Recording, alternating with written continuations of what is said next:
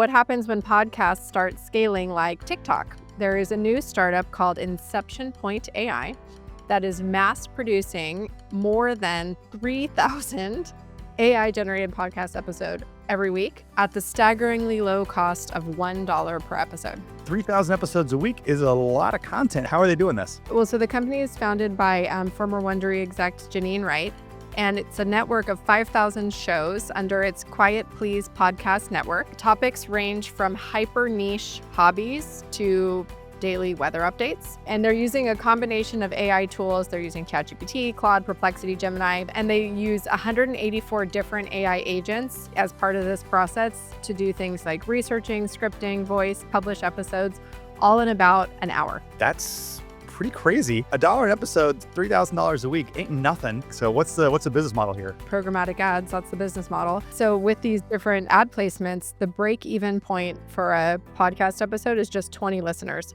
So if you get 20 listeners to listen to the episode, you have broke even on your $1 investment.